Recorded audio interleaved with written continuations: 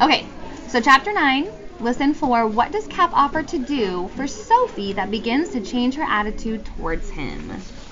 It's pretty obvious, like if you're listening, you'll get it. All right, here we go. Sophie Donnelly. My mother is the most generous, caring, good-hearted, sympathetic person in the world. She even chose a career devoted to helping people. She's a saint. I always knew that lousy attitude was going to get us in trouble one day. Still, never in my wildest nightmares could I have imagined myself living with a refugee from Bizarro World. The stuff he scraped off his feet alone would have been enough to get the house condemned by the Board of Health. So that was when he rode the school bus home and had all that gross stuff on his feet, and he was hosing it off in the backyard when she saw him. God only knows what was living in his hair and his clothes. I was amazed they didn't get up and walk away on their own. Mom insisted he was very clean. I told you about her, generous to a fault. He's been wearing the same stuff for the past 3 weeks, I accused. They just look the same because they're all cotton tie-dyes, she explained patiently. He has plenty of clothes. I drove out to Garland myself to pick his things up. I hope you brought extra shoes, too, I put in. Somebody hung a pair of cornhusk sandals on the high-voltage wires by the commuter line. I wonder who they belong to. I called Brad Pitt, but he's wearing his. Again, making fun of his cornhusk sandals. Don't be unkind, she told me sharply. The way those kids are teasing Cap is inhumane. Have a little compassion. Have a little compassion for me, I said sulkily. Josh was just dropping me off when the freakazoid was scraping a third world country off his feet. You know what he said? Is that your brother, Sophie? What did you tell him? What could I tell him? I said it was a homeless guy. A person can dream. My solemn vow. Should Capricorn Anderson put the kibosh on my chances with Josh Weintraub, not even Mother's social worker training could save him. If Josh and I started dating, are you there, God? It's me, Sophie. There'd be no way to keep that space alien off the radar screen. I could have sworn there were 6 of him. Wherever I wanted to be, that's where he was. Squeaking on the porch swing or hogging the kitchen table, eating those organic soy nuts Mom bought for him. He'd even started watching my favorite show, Trigonometry and Tears, the high school soap opera, because he had never seen TV before. He was a total addict who barked out warnings and advice to the characters on the screen. Will you shut up? I yelled, not for the first time. Even though he was embarrassed, he still defended himself. Nick doesn't know that Allison found out he's been seeing Corinne on the side. So he's talking about the show. He just talks to the TV because he has no idea how to interact with the TV, that you just watch and listen to it. They're actors. It's a story. They can't even hear you. And he understood, sort of. But he didn't stop talking to the TV. It was just too new to him. How would I have ever explained that to Josh? I needn't have worried. That relationship was over before it started. I probably should have told Josh that Cap was my brother, or maybe my husband. It would have saved me the most boring date of my life. To think that I pulled strings and called in favors just to meet him? What a letdown. He talked about video games for 3 hours before telling me he was getting back together with his ex-girlfriend from Indiana. Rock on. So, I wasn't in the best of moods when Josh took me home after the ordeal. There was only one thing that could have made this night any worse. FaceTime with my favorite Martian. He was waiting for me on the porch. Hi, where's my mother? Around the corner at the Peabodys, he told me. Quick, we should have just about an hour. I was wary. For what? To pick a few more staples out of your feet? He held up the car keys and jingled them in front of me. Driving lessons.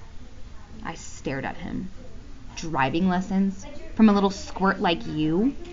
Then I remembered what Mom had told me, that Cap had been arrested and released for driving without a license. At that lawless flower child camp Dayglow, they probably let you drive when your foot could reach the pedal without breaking the moisture seal on your training pants, like your diaper.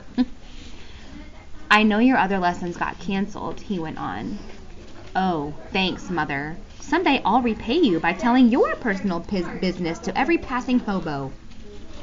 I felt betrayed, furious, and intrigued.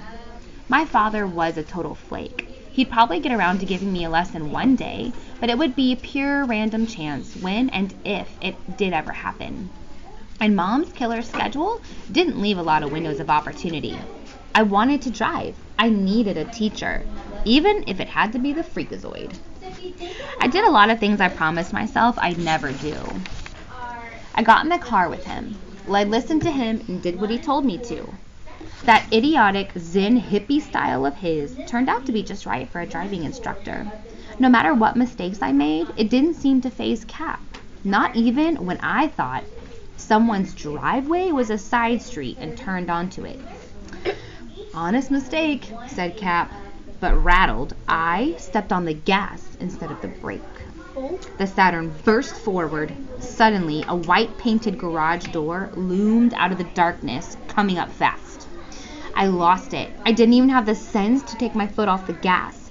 I was in mid-panic when Cap reached over and yanked the steering wheel. We swung around, the tires of the Saturn churning soft earth as we plowed into a flower bed. The rough ride slowed us down long enough for him to reach over and shift into park. The car lurched to a halt. Abdominal breathing, he ordered quietly. In through the nose, out through the mouth. But I almost... There's no almost, he lectured sternly. Only happened and didn't happen. This didn't happen. Get us out of here, I whimpered when my lungs refilled with air. You'll do that. It's a circular driveway. Just continue around. I was really panicking. Visions of an angry homeowner coming at us with a shotgun were whirling around my head. I can't. It's too narrow, and there are trees on both sides. I'll hit something. At that point, I didn't care if I never drove again. I just wanted to make it home alive in something that still resembled a Saturn. That was their car. He was endlessly patient. This is a philosophy Rain passed on to me when she taught me how to drive our truck. I very nearly hit him. This is no time for your hippy-dippy wisdom. But there was no stopping Cap when the subject was immortal Rain. She said, if the front gets through, the rest will drag. I stared at him. That's philosophy.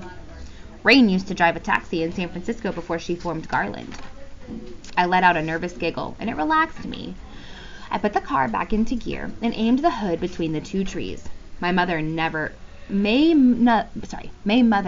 find out that I was piloting her precious Saturn on instructions from Rain, the face of so many of her childhood nightmares. When we reached the road, I was panting with pure relief. The Freakazoid made me pull over while he went back and replanted all the flowers I had spun up.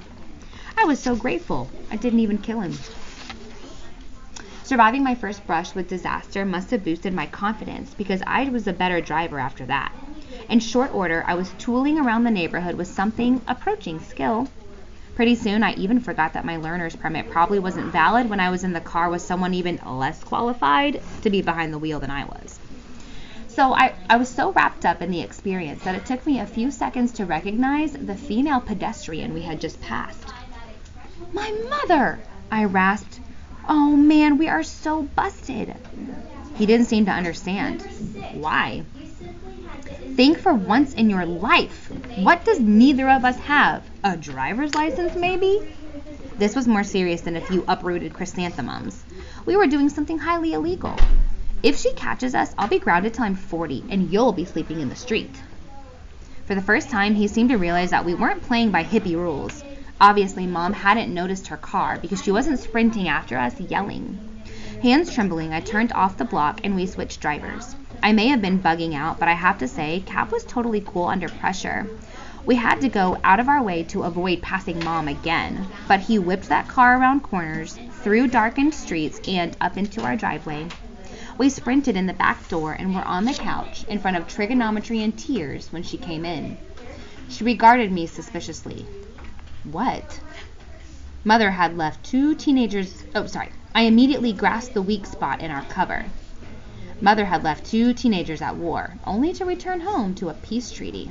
So I turned to Cap and snarled, "Keep your split ends off my side of the couch." That seemed to mollify her, or pacify her.